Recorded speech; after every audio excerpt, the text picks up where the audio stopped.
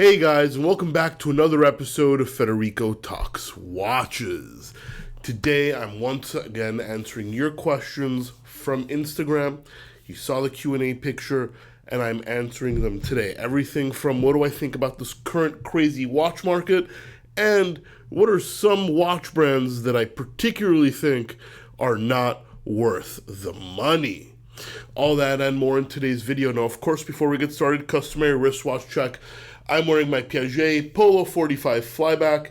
Actually need to cut the strap a little more because it's extremely loose. But yeah, that's a good thing. Loving this bad boy. And also, guys, don't forget to check out delraywatch.com.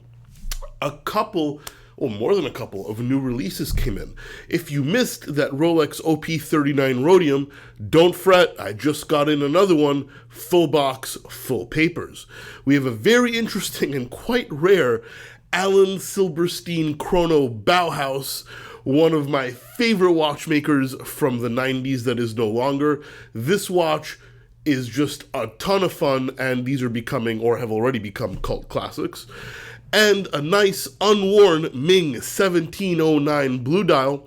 This one was fully tested by us and has no movement issues, as well as the full Ming warranty. All that and more on delraywatch.com, one of the coolest places to find watches that are maybe slightly off the beaten path. Guys, these are your questions right here. If you see me looking down, I'm not being rude, I'm just reading them off the papers, and if you want to ask your question, follow at Federico Talks Watches on Instagram, and wait for the Q&A picture to pop up. Happens a couple times a month. In no particular order. Nico Nato. Hey Fed, keep up with the great content. Thank you. Where do you see the size trend going? It seems like 36mm watches are becoming more and more popular. I personally like them and may take on this, that they might even be making a strong comeback in a few years. Not sure about that syntax. Wishing you a good 2022. Thank you, Nico. Well, trends are cyclical, generally. I'm very happy we're away from the massive dinner plate size watches of the mid-2000s, where even a 44mm Panerai was considered small, and we're circling back to the early 2000s. I think 36 has always been relevant. I do think it's been considered small in that big era, but now it's definitely become very popular. As a big guy like me, I wouldn't wear a 36, but I think 40 has always been and will be the sweet spot for watch sizes for the foreseeable future. Even though you're 100% correct, 36 is making a comeback, and if you can pull it off, it's a fantastic size to be able to wear. Spymatic. When the watch bubble pops, how many dealers do you think will be able to survive Spymatic? This is a great question, and one that I talk about daily with my business partner. Every time there's a recession, there is a massive clear out of watch dealers that go out of business.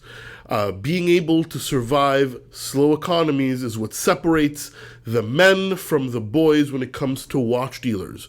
Don't be caught with overpriced inventory, have enough cash on hand, and if you have that cash, you can actually make quite a bit of money buying inexpensively. How many watch dealers do I think will survive? I think the smart established ones will, but most of these newer breed of watch dealers that seem to only like to spend money, but refuse to deal with customer service inquiries will be gone sooner than you can blink. And you know what I say? Good friggin' riddance. SGSS. The watch hobby is slowly being taken over by amateur traders, and this is sucking the fun out of things for me. From an enthusiast point of view, is this an attitude you can empathize with, or have seen others express? Well, I am a watch trader. I wouldn't call myself amateur anymore. I've been in business for a few years, and I have a staff. But yes, you're not the only one to say this. In today's market, everybody's trying to make a buck. So we're not just watch enthusiasts, we're now watch investors. And boy, do I hate anybody who calls a watch an investment, because they're just plain wrong. Listen, do your best to enjoy the art of horology, surf time zone, check out Facebook, watch YouTube videos. Just stay away from the buy and sell groups. You're not the only one annoyed. I'm even annoyed because, I got people calling me on the daily, cold calling me to try and like memo my watches. It is what it is. It'll pass, but don't let it ruin the hobby for you. Robert J. Hunley. What's your take on vintage watches with service parts? Robert, I think it's normal. Honestly, I think especially like a lot of vintage pseudo geeks, so not quite geeks, wouldn't know a vintage part if it bit them in the ass. I mean, yeah, dial, bezel, I get that. And that devalues the price of the watch. Does it still have a value? Absolutely it does, but fully original, always worth more to some extent. Now, movement parts, there's almost no way to tell. Vintage watches almost always used interchangeable calibers, Valjus, Ettas, stuff like that. So service parts, they weren't even made by the brand to begin with. So a service part is hard to spot. And even some days now, some rare vintage watches, if it breaks, you can't even get a part. So you have to find a skilled watchmaker and pay him hundreds of dollars an hour on multiple hours to fabricate you a new part. I think people put too much emphasis on this type of stuff, especially movement parts. But then again, I'm also not a massive vintage watch guy, so take my opinion with a grain of salt. KiteFan69. Love your videos and really trust your opinion. Thank you, brother. My question is there any watch channel out there that you like, or do most have their own agenda to push? I won't really comment on other watch channels. There's a lot of good ones out there and a lot of ones that you should avoid. But the truth is, I don't watch a lot of watch or timepiece YouTube. I mean, I do this for a living. I spend 18 hours a day with watches. So in my private time, I watch other stuff like car videos, travel videos.